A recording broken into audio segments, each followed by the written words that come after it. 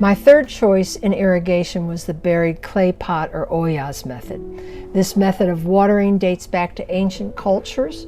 It was mentioned in an agricultural report from 2,000 years ago in China. This method has also been used in the American Southwest as far back as 1,500 years ago. This system of watering is still in use today all over the world. This is a link you will find down below to a series of great articles on the clay pot or Ollas method by various scholars, and all are PDFs so that they can be downloaded. Basically, the Ollas or clay pot method is a system of burying unglazed pottery vessels in the ground and then manually filling them with water. In an article by E. Lawton on the ancient science of Ollas, the Ollas or clay pot system of watering prevents oversaturation of the soil. And now let me quote directly from her article. The Olla naturally operates under atmospheric pressure, meaning that it works under the natural conditions of the surrounding air and environment and does not need any man-made forces. Water will only be drawn from the Olla until the Olla has reached its field capacity. This means the soil has sufficient water for the plants, but there is still plenty of airspace in the soil pores. Traditional surface irrigation can result in saturation when the soil is overwatered and no soil pores remain with airspace. This can set up an anaerobic condition, and that is detrimental to the soil. What that means is if you have an anaerobic situation with your soil, it has basically killed the microbes and the good bacteria that your plants need to really thrive. The system of Olla that I chose for our garden is from ThirstyEarth.com, and their link is below in my favorites. Just a word on Thirsty Earth.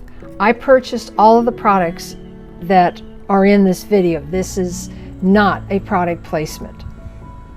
Thirsty Earth sells their Olla products in a kit form or a la carte. I chose to purchase the kits for my 4x6 and 4x8 raised beds.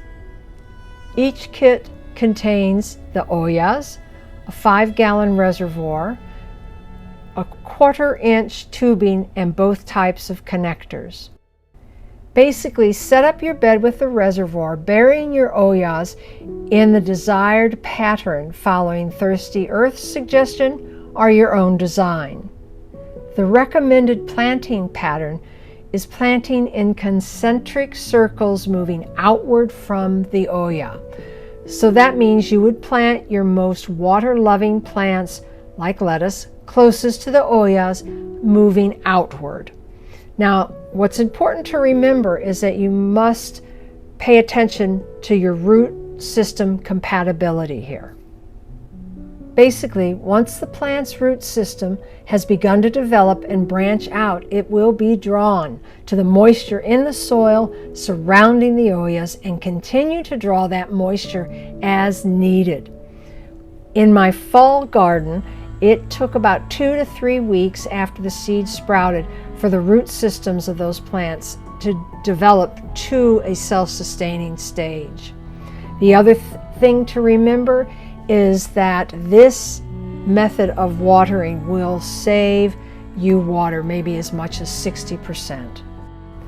After Bill had installed the system, I filled the reservoir to the top.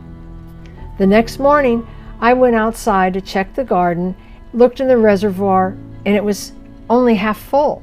The soil in this bed was very dry, so seeing that the reservoir was now only a half full, it was obvious to me that the dry soil surrounding the Ollas had been absorbing that moisture, which proved to me that this system worked. I have the Olla system installed in 4 of my beds in the garden right now.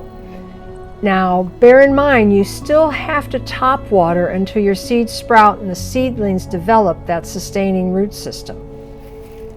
I am looking forward to installing the Ollas in my other raised beds before next summer.